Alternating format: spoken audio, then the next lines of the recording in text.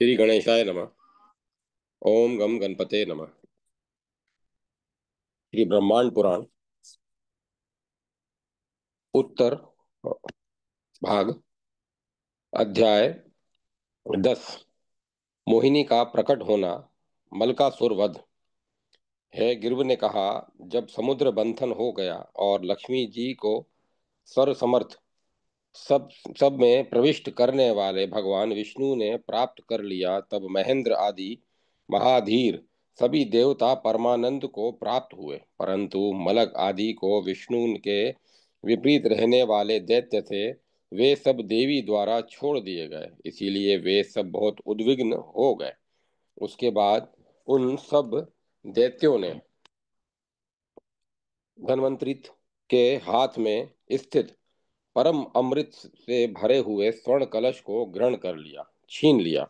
उसके बाद देवताओं और दैत्यों में कलह पैदा हो गया। इसी बीच सभी लोकों के एकमात्र रक्षक भगवान विष्णु ने अपने आत्मिक के रूप वाली ललिता देवी की सम्यक प्रकार से आराधना की। सुर और असुरों का अत्यंत भीषण रण देखकर ब्रह्मा जी अपने स्थान पर चले गए और भगवान शंकर कैलाश पर्वत पर जाकर स्थित हो गए। उस मलक नामक दैत्याधिपति से सभी देवताओं ने मिलकर युद्ध किया। योगेंद्र भगवान विष्णु ने माहेश्वरी ललिता की सम्यक प्रकार से आराधना करके एकमात्र उनके ही ध्यान योग से उनके रूप को उत्पन्न कर दिया। वे सभी को सम्मोहित करने वाली साक्षात श्रृंगार नायिका थी। वे सभी प्रकार के श्रृंगार वेशों से युक्त थी और सभी प्रकार के आभूषणों से भूषित थी। युद्ध स्थल में लड़ रहे देवताओं और दैत्यों को हटाकर अलग अलग करके वे महादेवी मंद मुस्कान से दैत्यों को मोहित करती हुई बोली, युद्ध मत करो। इन मर्म स्थलों को विदीर्ण करने वाले शस्त्रों से क्या लाभ है, तथा युद्ध में अपने कंठों को सुखाने वाले व्यर्थ के वार्तालापों गाली गलौचों से क्या लाभ है। मैं यहाँ आपके इन देवताओं से मध्य स्थित हूँ। आप सब लोग तथा ये देवगण दोनों ही यहाँ बहुत ही कष्ट को भोग रहे हैं, आपस में खून बहा रहे हैं। मैं यह आप सबको समान रूप से इस अद्भुत अमृत को दे दूंगी, इसलिए आप दैत्य लोग इस अति उत्तम अमृत पात्र को मेरे हाथ में ले दे दीजिए। इस प्रकार उन देवी का वचन सुनकर उनके वाक्य से मोहित मुग्ध चित्त दैत्यों ने उस अमृत कलश को उन ललिता देवी को दे दिया। संसार को मोहित करने वाली उन देवी ने उस अमृत पात्र को लेकर देवताओं और दैत्यों को अलग अलग पंक्ति बना दी, तथा दोनों पंक्तियों के बीच खड़ी होकर वे अन उन असुर उन सुर और असुरों से बोली कि आप सभी लोग चुप हो जाइए, मैं क्रमशः सभी को दे रही हूँ। मेरे द्वारा सभी को क्रमशः दिया जा रहा है। उन सभी ने मिलकर उन महादेवी के वचन को हृदयंग किया। उन्होंने अपनी सम्मोहन शक्ति से मोहित भी मोहित करते हुए अमृत देना आरंभ किया। बांटने के उपयुक्त सोने का चमचा बजाती हुई और साथ ही हाथ में पहने हुए मंगल कंकण बजाती हुई अत्यंत ही आनंद प्रदान करने वाली वेशभूषा से युक्त वे महादेवी अत्यंत सुशोभित हुई। बाएं कर कमल में उज्जवल अमृत को लेते हुए और दाएं हाथ में बांटते हुए उन्होंने सबसे पहले देवताओं की पंक्ति में चम्मच से देना प्रारंभ किया। वे क्रमशः बांट रही थी कि वहां पर चंद्रमा और सूर्य द्वारा सूचित सिंहिका का पुत्र राहु ने बीच में चम्मच वाले हाथ को छेद दिया और उस अमृत को शिर मात्र से पीकर आकाश में चला गया। उसको देखकर भी सभी असुर ललिता देवी के रूप पर मोहित होते हुए चुपचाप खड़े रहे। इस प्रकार क्रमशः वे सब अमृत को बांटकर असुरों के सामने पात्र को खाली करके अंतर ध्यान हो गई। उस खाली पात्र को देखकर सभी दितिपुत्र दानव युद्ध करने की इच्छा से उद्वेलित और क्रोधित हो गए।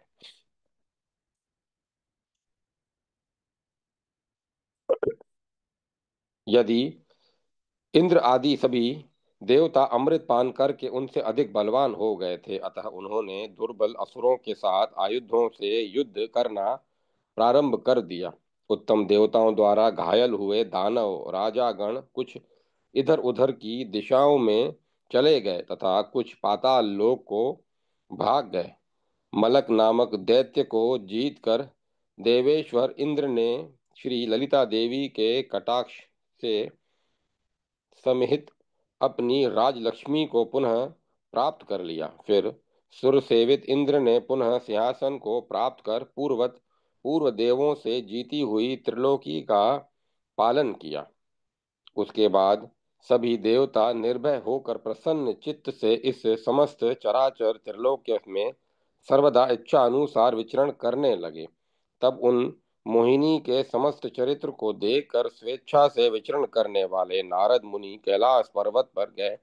वहां भगवान शंकर के द्वारपाल नंदी ने से अनुमति लेकर परमेश्वरी महादेव को प्रणाम करके भगवान शंकर द्वारा स्वागत प्राप्त कर वे प्रसन्न हो गए और प्रसन्न होकर आसन पर बैठे।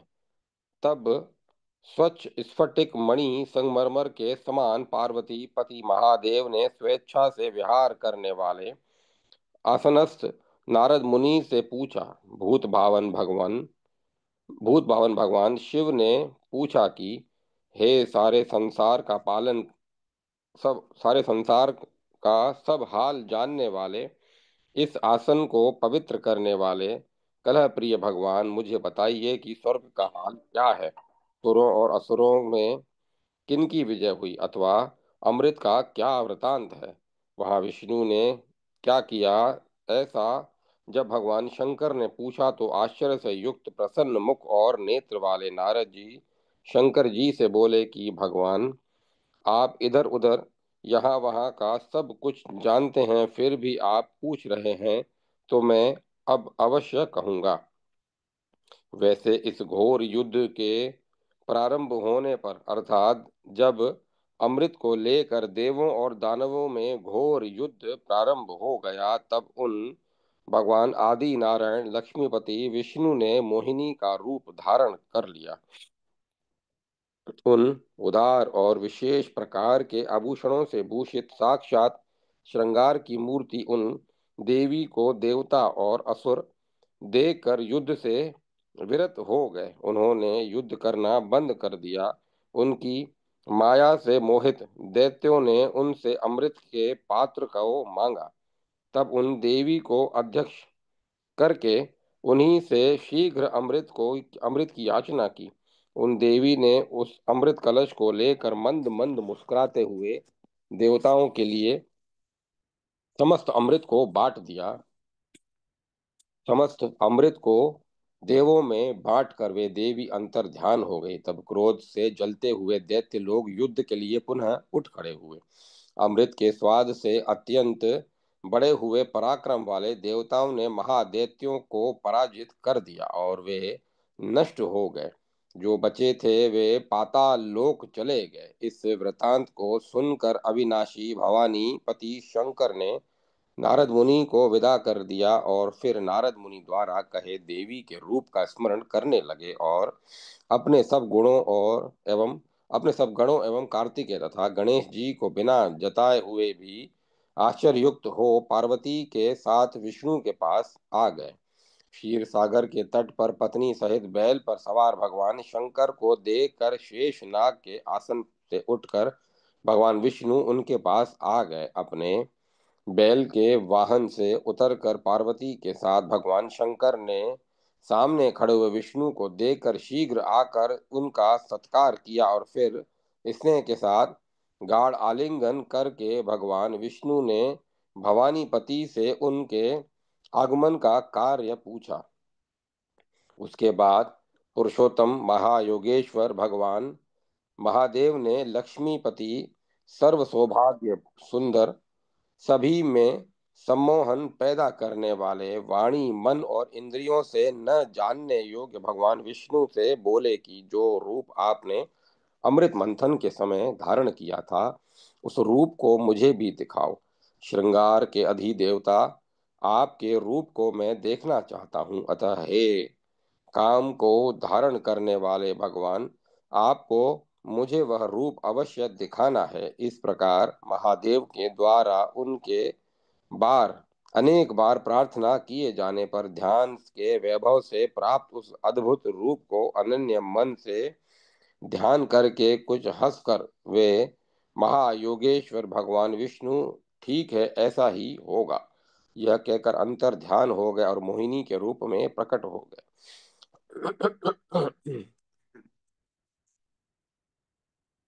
भगवान शंकर भी चारों ओर घूमने वाले नेत्रों से के व्यापार को रोककर कहीं न देखते हुए, ऐसा कभी नहीं हो देखा था, ऐसे उस सुंदर रूप को देखने लगे। उन मोहिनी का ऐसा रूप था कि ऐसा सुंदर रूप भगवान शंकर ने पहले कभी नहीं देखा था।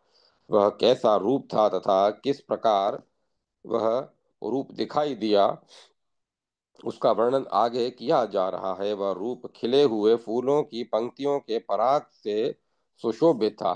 चंपक पुष्प के गुच्छे की आनंददायक सुगंध से समस्त दिशाओं को सुगंधित करते हुए उन मोहिनी को जब भगवान शंकर ने देखा, तो उस समय प्राकृतिक वातावरण अत्यंत ही सुंदर हो गया था। चारों ओर खिले हुए फूलों से आनंददायक मधु वाले चंपक के फूलों के गुच्छों की मन को आह्लादित कर देने वाली सुगंध से समस्त क्षीर सागर को सुगंधित कर दिया था।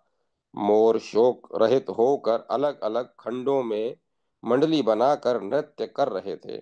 उस समय पुष्प के पराग से मदमस्त भौरे नवीन नवीन तरह के गुंजार करते हुए लताओं पर झूम रहे थे। केसर की उदार सुगंध के लोध्र के पुष्पों से उज्जवल वह स्थान था। तमाल, ताल और खजूर के वृक्ष चारों तरफ इस प्रकार पंक्ति बनाकर खड़े थे कि उससे वह क्षीर सागर मालाओं से विलास युक्त लग रहा था। चारों तरफ कमलों की शोभा से परिकृष्ट परिकृत वह स्थान था तथा वायु द्वारा गिरे हुए चंचल और सुंदर पल्लवों एवं और खिले हुए फूलों के विस्तार से उत्पन्न आमोद फूलों के बिछाने से और अधिक सुगंधित हो गया था। वहां सर्वत्र पुष्पों से युक्त समस्त संसार के मन को हरने वाले कल्प वृक्ष के मूल में कोई सुंदरी दिखाई दी, जो सुंदरी प्रातःकालीन सूर्य की आभा के समान पटाल पुष्प गुलाब के समान वर्ण वाली थी। उसके चरण कमल की शोभा पद्म के राग को आकृष्ट कर रही थी। पैरों में जो महावर लगाया था, उन पैरों को पृथ्वी पर रखने से वहां लालिमा हो जाती थी। उनके चरण कमलों में बंधे हुए मंजिरों का कलकल स्वर मन को हरण करने वाला था। वीर कामदेव के तुणिर के दर्प से मदमस्त कर देने वाली हाथी के सूंड और कदली स्तंभ की कांति के समान शोभनी जंघाएं थी। वे लाल रंग के स्पर्श करने से में अत्यंत सुंदर दुपट्टे से शरीर को ढके हुए थी। उनके नितंब समृद्ध और अलंकृत थे तथा जांघों का विस्तार अत्यंत भव्य था। वे नवमाणिक्य के से सत्रब्ध सन्नब्ध स्वर्ण करधनी से सुशोभित थी, जैसे किसी नदी में महान भंवर पड़े हो, उसी तरह उनकी त्रिवली तीन धाराओं की प्रभा से सुशोभित थी। उनका झूलता हुआ स्तन मंडल सैकड़ों मोतियों के चमक से आवृत था। अत्यंत स्थूल स्तनों के भार से वे पृथ्वी की ओर कुछ झुकी हुई सीधी थी।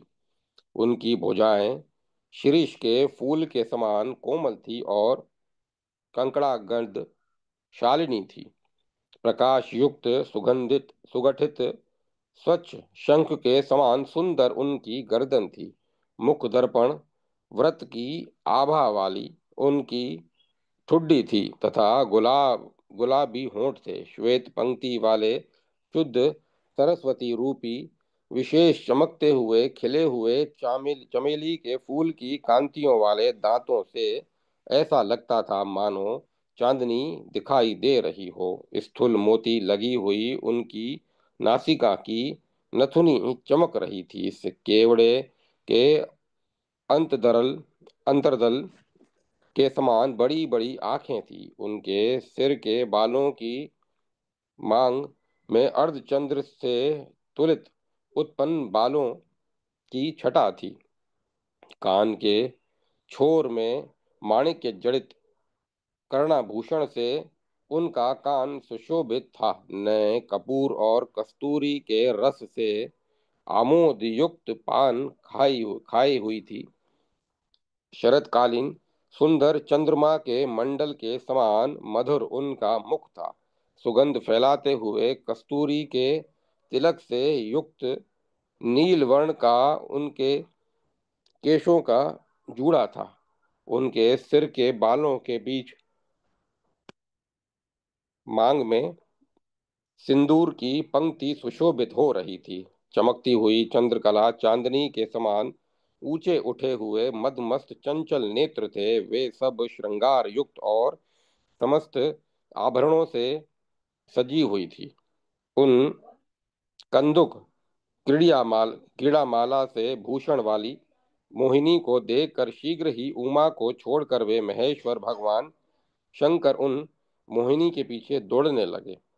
उमा भी उन अपने प्रिय को दौड़ता हुए देखकर अपने सौंदर्य की निंदा करती हुई अत्यंत विस्मित हो गई और लज्जा और असूया से युक्त वहीं पर चुपचाप नीचे को मुख करके खड़ी हो गई। भगवान शंकर ने किसी प्रकार उन विश्व मोहिनी को पकड़कर बार बार आलिंगन किया, परंतु वे उठ उठ करके दूर दूर तक दौड़ रही थी।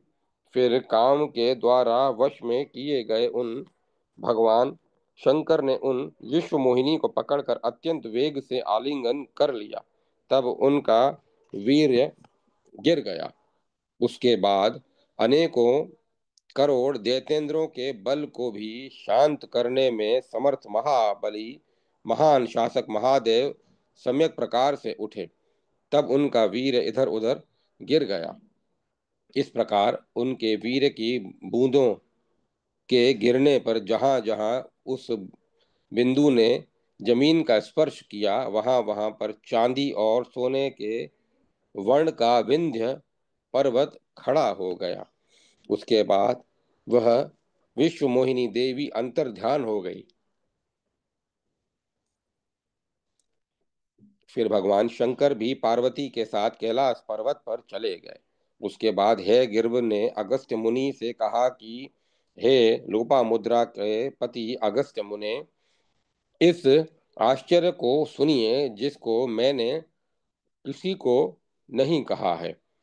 जो मेरे हृदय में स्थित है वह यह कि प्राचीन काल में भंडासुर भांडासुर नामक दैत्य सब दैत्यों का शिरोमणि था, जो पूर्व काल में अनेक देवताओं के ऊपर अपनी इच्छा से चतुर शासन करने वाला था।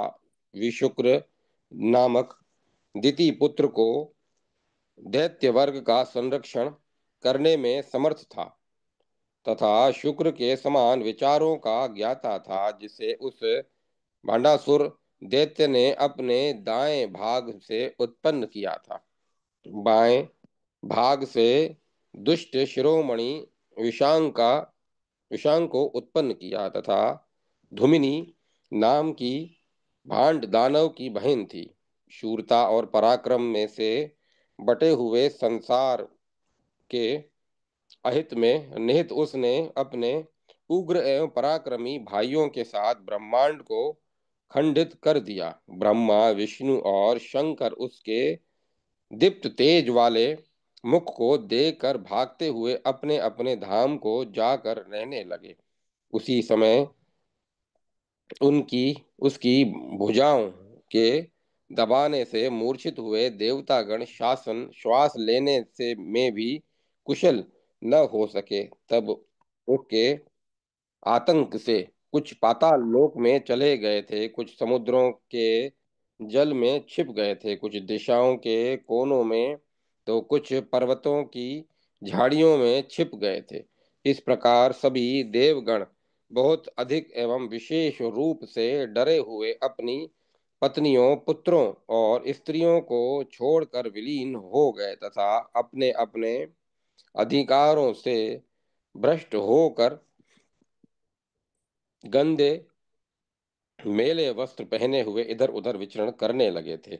तब वहां भंड भांड नामक दैत्य ने यक्षों, महासर्पों, सिद्धों, साध्यों, ब्रह्मा, विष्णु, शंकर और इंद्र आदि सभी को तिनके के समान मानकर समस्त लोकों पर शासन किया।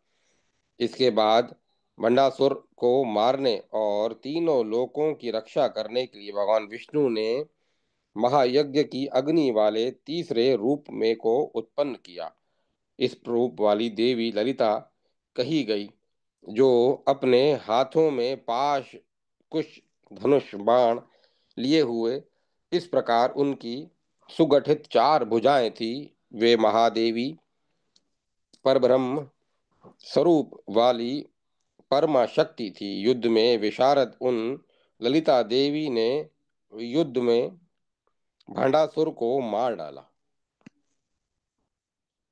इस प्रकार श्री ब्रह्मांड पुराण उत्तर भाग है गिर्व और अगस्त्य के संवाद में ललिता उपाख्यान में 10वां अध्याय मोहिनी का प्रकट होना, मलकासुर उत्पन्न हुआ, मलकासुर संपन्न हुआ, उपोद्घात खंड समाप्त।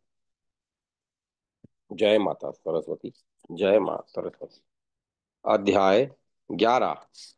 भंडासुर की उत्पत्ति। अगस्त मुनि ने हे गिर्व से पूछा कि हे मुने, भंडासुर नामक असुर कैसे उत्पन्न हुआ और कैसे माँ त्रिपुरा उत्पन्न हुई तथा कैसे उन्होंने उस भंडासुर का वध किया, इसे हम विस्तार से इसे हमें विस्तार से बतलाइए। यह गिर्व ने कहा कि प्राचीन काल में जो दक्ष के यज्ञ में उनकी पुत्री सती जी ने अपने शरीर को यज्ञ में आहुत कर यज्ञ को विध्वंस कर दिया था, उस समय अपने ज्ञान के आनंद से रस लेने वाले, द्वंद्व गुण से रहित लक्षण वाले अर्थात निर्गुण मुनियों द्वारा उपासना किए जाने योग्य अपनी आत्मा द्वारा आत्मा को देखते हुए भगवान शंकर गंगा के किनारे हिमालय पर्वत में प्रवेश कर गए तथा वे मनस्वी सती जी भी बहुत समय तक भगवान शंकर की आराधना करके योग द्वारा अपने शरीर को त्याग कर हिमालय पर्वत की पुत्री हो गई। उस पर्वत हिमालय नारद से सुनकर अपनी पुत्री रुद्राणी पार्वती को अपने पास अपने घर में ही रख लिया था। इसी बीच देवता लोग तारक नामक असुर से पीड़ित हो गए। ब्रह्मा जी के कहने पर उन देवताओं ने कामदेव को बुलाकर कहा कि हे कामदेव, सृष्टि के आदि काल में समस्त प्रजाओं की रचना करते हुए भी ब्रह्मा जी को अपने कार्य की पूर्णता होने की संतुष्टि नहीं हुई, क्योंकि उस समय मानव सृष्टि थी जिसने सृष्टि की सफल संपन्नता नहीं हो सकी थी। तब ब्रह्मा जी ने मन, वचन, शरीर और कर्मों से बहुत समय तक तप किया। उसके बाद सब प्राणियों को वर देने वाले लक्ष्मीपति भगवान विष्णु ने वर देने को कहा। तब ब्रह्मा जी ने कहा कि भगवान, यदि मुझे आप मुझ पर प्रसन्न हैं तो अनायास बिना प्रयत्न के ही संसार की याचना होती रहे, तो मैं आपकी कृपा से इस चराचर जगत की रचना करता रहूं। यह कहकर विधवा विधाता यह कहकर विधाता ब्रह्मा ने महालक्ष्मी को प्रकट कर दिया। तब जब लक्ष्मी जी को प्रकट किया, उसी समय तुम कामदेव संसार को मोहित करने वाले रूप को धारण करके प्रकट हुए थे। उस समय तुम्हारे आयुध के लिए पुष्प बाण, इक्षु और धनुष दिए गए थे, तथा उस समय प्रमुदित भगवान विष्णु ने तुम्हें सब और विजय प्राप्त करना और किसी के भी द्वारा न जीतना भी प्रदान किया था। ब्रह्मा जी अपने कर्म रूप कारण से प्राणियों भूत तत्वों की रचना करते हैं, परंतु स्वजन से साक्षीभूत होकर उनको उस कार्य की प्रसन्नता आपसे ही है आप ही से है। इस प्रकार ब्रह्मा जी अपने को विष्णु द्वारा दिए गए सृष्टि रचना संबंधी वर को तुम्हारे द्वारा ही मानते हैं। मन की प्रसन्नता प्राप्त कर अभी आप मनमत बने हुए हैं, अर्थात आपके सारे काम मन से ही होते हैं। आप सदैव मन में ही पैदा होते हैं। जब मन होता है तभी व्यक्ति समागम में प्रवृत्त होता है, तथा जब समागम होगा तो सृष्टि होगी ही। आप मन को मथने वाले हैं, इसीलिए आपको मनमत कहा जाता है। आपका बल और वीरता अमोघ अचूक है, अर्थात कहीं और कभी भी विफल नहीं होता है। तुम्हारा पराक्रम विफल नहीं है। तुम्हारे जो कोमल पुष्प बाण है वे सदा अचूक हैं। ब्रह्मा जी द्वारा वर दिया हुआ तारक नामक दानव समस्त लोकों को तथा हम देवताओं को भी बाधित कर रहा है। शिव पुत्र के बिना अन्य किसी के द्वारा उसको भय नहीं है, अर्थात शिव पुत्र ही उसका वध कर सकते हैं। तुम्हारे बिना इस कार्य में कोई कुछ भी नहीं बोल सकता है। तुम्हारे हाथ से ही यह कार्य होकर रहेगा। आपके अतिरिक्त अन्य किसी के द्वारा नहीं हो सकता।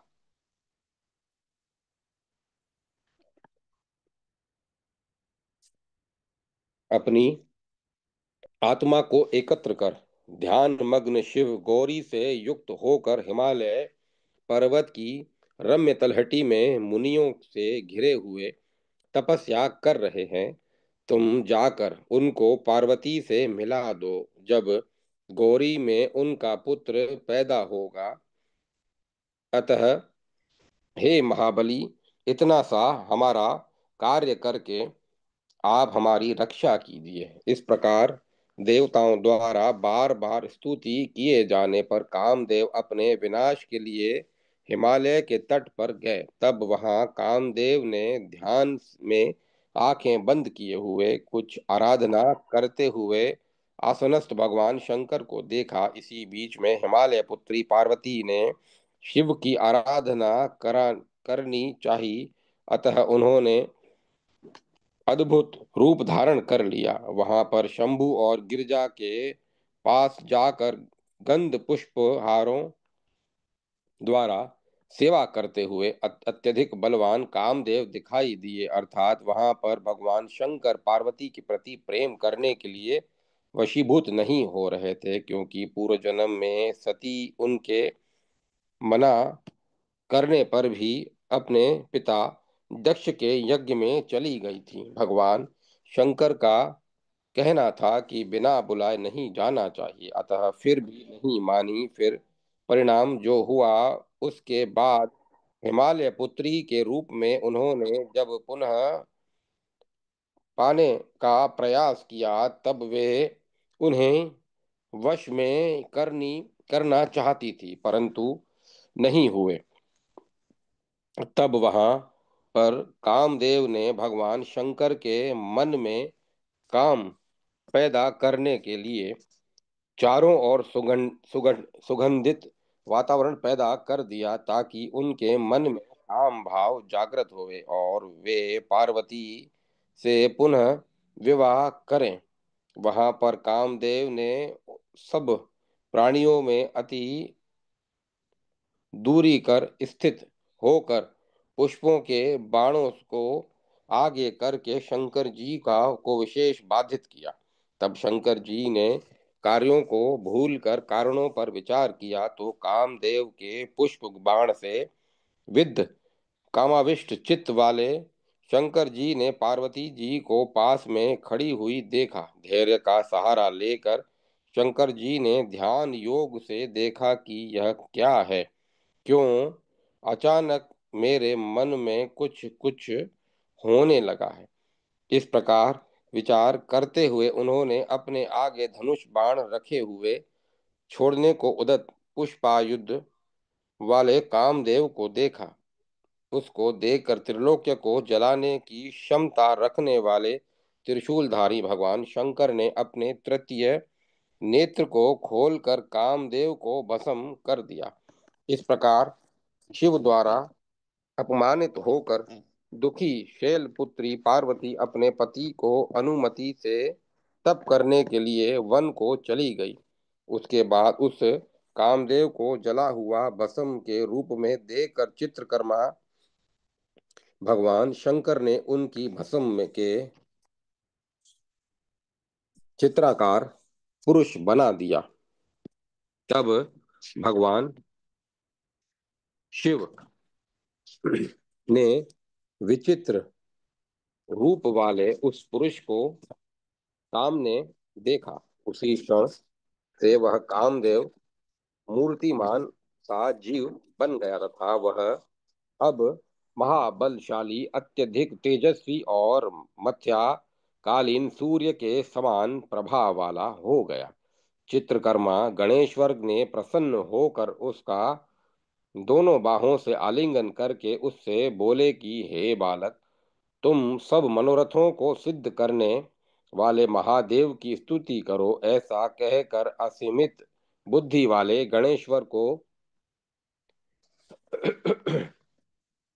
असीमित बुद्धि वाले गणेश्वर ने शतरुद्रीय के जप करने का उपदेश दिया और फिर उस बालक ने शतरुद्रीय का जप करते हुए 100 बार भगवान रुद्र को नमन किया।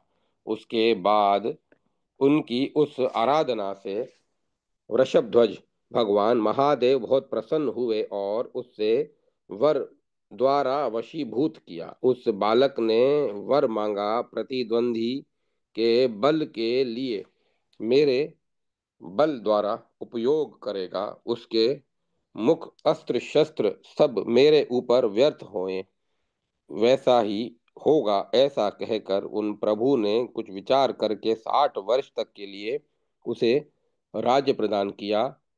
यह चरित्र देखकर ब्रह्मा जी ने भंड भंड ऐसा जो कहा, उसके बाद समस्त लोकों में वह भंड नाम से कहा जाता है। इस प्रकार उसे वर देकर समस्त मुनियों ने घिरे हुए वे गणेश्वर उसे अस्त्र शस्त्र प्रदान कर वहीं पर अंतर्ध्यान हो गए। इस प्रकार श्री ब्रह्मांड पुराण उत्तर भाग है गिर्व और अगस्त्य के संवाद में ललितोपाख्यान में 11वां अध्याय भंडासुर की उत्पत्ति संपन्न हुआ। जय माता सरस्वती। जय मां सरस्वती। अध्याय 12वां। ललिता ललिता प्रादुर्भाव। भगवान रुद्र की क्रोधाग्नि से वह महाबली भांडासुर उत्पन्न हुआ था, इसीलिए वह दानव रौद्र स्वभाव वाला हुआ। उसके बाद महातेजस्वी दैत्यों के पुरोहित शुक्राचार्य और सैकड़ों महाबलवान दैत्य पुत्र उसके पास आए। उसके बाद भांडासुर ने मैं दानव को बुलाया और फिर भृगुपुत्र शुक्राचार्य से ने मैं दानव को दैत्य कुल का मुख्य शिल्पकार नियुक्त किया।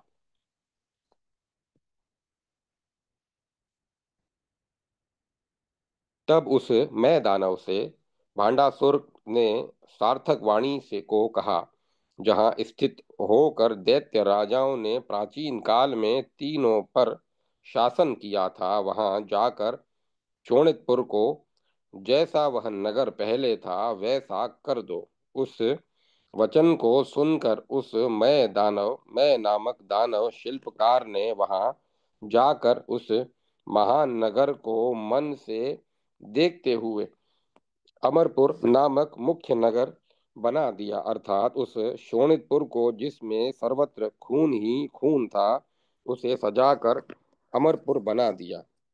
उसके बाद शुक्राचार्य तथा महाबली दैत्यों ने भांडासुर का राज्यभिषेक कर दिया। तब परालक्ष्मी के तेज से समन्वित हुए भांडासुर सुशोभित हुआ। पूर्व काल में जिस मुकुट को ब्रह्मा जी ने हिरण्य को दिया था, उसी दैत्य राजाओं द्वारा सजाए हुए सजीव और अविनाशी प्रातःकालीन सर्प सूर्य के समान शुक्राचार्य द्वारा पहनाए हुए मुकुट को भांडासुर ने अपने मस्तक पर धारण किया, तथा ब्रह्मा द्वारा बनाए हुए चंद्रमा के समान सजीव दो दो चामरों को धारण किया। उन जिन चामरों के रहते न कोई रोग हो सकता था और न कोई दुख ही होना संभव था। जिस छत्र को पहने ब्रह्मा जी ने जिस छत्र को पहने ब्रह्मा जी ने बनाया था, उसकी छाया में बैठे हुए हजारों करोड़ों करोड़ अस्त्रों से भी बाधा नहीं पहुंच सकती थी। उसी छत्र को भांडासुर को दे दिया। उन भांडासुर का विजय नामक धनुष था, जो एक शंख शत्रुओं को मारने वाला था। अन्य भी बेशकीमती आभूषण दिए गए थे। उसको सूर्य के समान अक्षय सिंहासन दिया गया। तब उस सिंहासन पर आसीन हो सब आभूषणों को से भूषित वह ऐसा अत्यंत तेजस्वी हो गया, जैसा कि ऊंचे से ऊंचे तेज वाला रत्न होता है। उस महाबली दैत्य के 8 पुत्र हुए, जिनके नाम है इंद्रशत्रु, अमित्रंगन, विंधुमाली, विभीषण, उग्रकर्मा, उग्रधनवा, विजय, श्रुति और पारग तथा सुमोहिनी, कुमुदिनी, चित्रांगी और सुंदरी, ये 4 उसकी प्रिय दिखाई देने वाली पत्नियां हुई। काल को जानने वाले सब देवताओं ने इंद्र के साथ हजारों रथारोही, अश्वारोही, गजारोही और पैदल सेनाएं देकर उस बांडासुर की सेवा की। इस प्रकार वे भृगुपुत्र शुक्राचार्य के मत का अनुगमन करने वाले सभी दानव महाकाय, महांत और प्रकाश को जीतने वाले हो गए। शिव के शासन में महादेव में आस्था रखते हुए तथा महादेव की पूजा करते हुए उन दानव सब दानव वहां पुत्र पौत्र और धन धान्य से समृद्ध हो हो गए। घर घर में सर्वत्र चारों ओर यज्ञ होने लगे।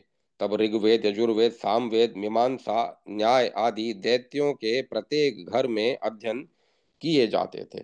जिस प्रकार मुनियों और ब्राह्मण, क्षत्रिय एवं वैश्यों के मुख्य आश्रमों में यज्ञ आदि प्रक्रियाएं चलती थी, उसी प्रकार दैत्यों के यज्ञों में हवि का भोग करने वाले भोजन करने लगे, अर्थात उसी प्रकार यज्ञ आदि होने लगे जिस प्रकार पूर्ण धर्म पूर्वक राज्य करते हुए उस जीत काशी भांडासुर के 60,000 वर्ष आधे क्षण के समान बीत गए। इस समय इस प्रकार तपस्या आदि बल से बड़े हुए दैत्य को और इंद्र के बल को घटता हुआ देखकर कमलापति विष्णु ने अचानक किसी लोक विमोहिनी माया को उत्पन्न किया। उसके बाद देवों के देव जनार्दन भगवान विष्णु ने उस माया से कहा कि हे माए, तुम अपने ओज से समस्त प्राणियों को मोहित करती हुई अपनी इच्छा अनुसार विचरण करो।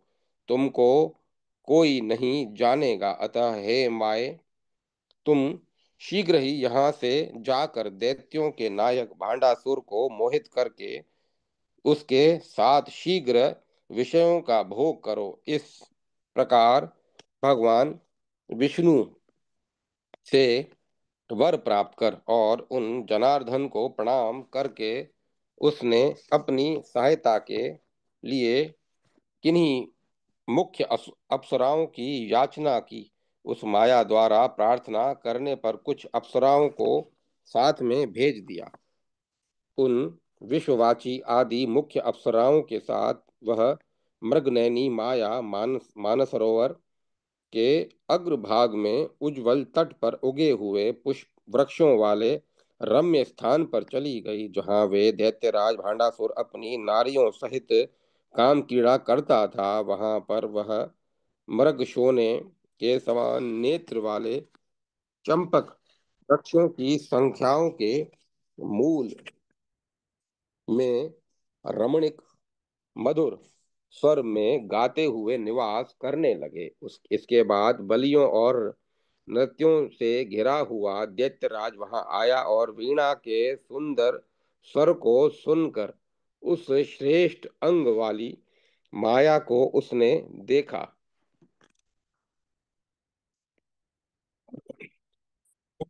उस दूसरी विद्युत रेखा की भांति, बिजली की चमक की भांति सर्वांग सुंदरी को देखकर वह काम नायक महामय महाग्रत में गिर गया। उसके बाद उसके मंत्रियों के हृदय में भी वे अप्सराएं कामाग्नि पैदा करने लगी। उस दैत्यराज द्वारा चीर काल तक प्रार्थना कर रमण की गई तथा उन अप्सराओं ने भी उनके साथ पूरा पूरा सहयोग किया। अश्वमेधादि महायज्ञों द्वारा जो परमानंद नहीं प्राप्त कर सके, उन परमानंदों ने मोहिनी मुख्य अप्सराओं से प्राप्त दैत्यराज मंत्रियों समय सहित परम संतुष्टि को प्राप्त हुआ। तब से सब दैत्य लोग वेदों को और उमापति महादेव को मूल भूल गए तथा उनकी समस्त शुभ करने वाली याज्ञिक क्रियाएं समाप्त हो गई। उनके पुरोहित शुक्राचार्य अवमान हत हो गए। वो तब उनके 10,000 वर्ष मुहूर्त के समान चले गए। तब वे दैत्य उस मोहिनी माया और अप्सराओं द्वारा मोहित कर लिए गए। तब इंद्र सहित सभी देवता उपद्रव रहित होकर परम आमोद को प्राप्त हुए। फिर जब असुरों का समय समाप्त हो गया और वे माया से आवृत होकर शक्तिहीन हो गए, तब देवताओं का राज्य हो गया और सिंहासन पर देवराज इंद्र विराजमान हो गए। तब कभी सब देवों ने से घिरे हुए देवराज इंद्र को आसन सिंहासन पर बैठा हुआ देखकर नारद मुनि वहां आए। तब जलती हुई अग्नि के समान उन मुनि शार्दुल नारद जी को प्रणाम करके हाथ जोड़कर देवराज इंद्र यह वाक्य बोले। हे सब धर्मों को जानने वाले तथा पर और अपर को जानने वाले भगवान, आपको आपका गमन वहीं होता है जहां आप उसको धन्य करना चाहते हैं। हे महामुने, आपके आगमन का कारण भविष्य में शोभनाकार होता है, अर्थात जहाँ कुछ शुभ होने को होता है वहीं पर आप आते हैं। हे मुनीश्वर, कानों को आनंद प्रदान करने वाले आपके वाक्यामृत को सुनकर समस्त दुखों को उतर समस्त दुखों को उतार कर दूर कर हम लोग कृतार्थ होवें। नारद जी बोले, आप लोग समझिए कि उस दैत्यराज भांडासुर को विष्णु की माया ने सम्मोहित कर लिया है। उसने दैत्य जलती हुई अग्नि के समान तीनों लोकों को छोड़ दिया। जबकि वह अपने तेज युक्त अस्त्रों और आप लोगों के माया बल से अधिक है। हे इंद्र, उस अति बली से के तेज का अपहरण पराशक्ति देवी की आराधना के बिना संभव नहीं था। अन्य तपादि उपाय द्वारा सैकड़ों करोड़ कल्पों में भी उसके तेज का अपहरण अशक्त था। अरे मूर्खों, यदि शत्रु के उदय होने से पहले उनकी तुम आराधना करो तो आराधित वह भगवती आप लोगों का कल्याण करेगी। जब नारद मुनि ने इंद्र से इस प्रकार कहा तो सब देवों के साथ इंद्र ने नारद मुनि की पूजा की। उसके बाद वे नारद मुनि तपस्या के लिए हेमवान पर्वत के तट पर चले गए। वहां ऋतुओं के उज्जवल पुष्पों वाले भागीरथी नदी के किनारे समस्त देवताओं के साथ उन्होंने महाशक्ति की पूजा की। फिर वह स्थान वह आदि और समस्त सिद्धियों को प्रदान करने वाला इंद्रप्रस्थ नाम से प्रसिद्ध हुआ। ब्रह्मा पुत्र नारद जी ने जो उपदेश दिया उसके अनुसार उन सब देवों ने उन देवी की इतनी महती पूजा की कि वे उन्हीं के जप और ध्यान में लगे रहते थे तथा अन्यत्र कहीं नहीं मन लगाते थे। इस प्रकार उग्र तपस्या करते हुए उनके 10,000 वर्ष बीत गए। इस प्रकार भृगुपुत्र महामती पुरोहित शुक्राचार्य ने उन देवताओं को मोहित देख कर भांडासुर को बुलाकर कहा कि राजेंद्र, भांडासुर तुम्हारा आश्रय लेकर ही समस्त दानव श्रेष्ठ सदैव निर्भय होकर तीनों लोकों में इच्छा अनुसार विहार करते हैं। आपकी जाति मात्र में सबको भगवान विष्णु सदैव मारते हैं। उन विष्णु ने ही उस माया को उत्पन्न किया है जिस माया ने आपको मोहित कर लिया है। आपको मोहित देखकर कोई दोष कमी खोजने में लगे हुए इंद्र आप पर विजय प्राप्त करने के लिए महान तप कर रहे हैं। यदि संसार को धारण करने वाली वे महामाया उनकी पूजा से संतुष्ट हो गई तो फिर उस इंद्र की ही विजय होनी चाहिए। इसीलिए इस मायामयी को छोड़कर मंत्रियों के साथ आप हेमवान पर्वत पर जाकर दूसरों के विघ्नों को दूर करो। इस प्रकार जब गुरु शुक्राचार्य ने कहा तो भांडासुर ने राजभोग के समस्त साधनों को त्याग दिया और मंत्रियों को बुलाया और उनसे सब वृतांत कहा। उस समय समाचार को सुनकर मंत्री श्रुतवर्मा ने विचार कर राजा से कहा कि 60,000 वर्षों तक भगवान शिव द्वारा समर्पित राज्य तुम्हारा अब तक रहा है तथा उससे भी अधिक समय हो गया था। उन देवताओं ने जो कार्य किया कि वे उन महामाया की पूजा कर रहे हैं, अतः उसके प्रतिक्रिया प्रति कार्य करना असीमित है तथा वे कार्य तो काल प्रेरित है अर्थात समय के अनुसार होना ही था। समय को कोई नहीं जीत सकता।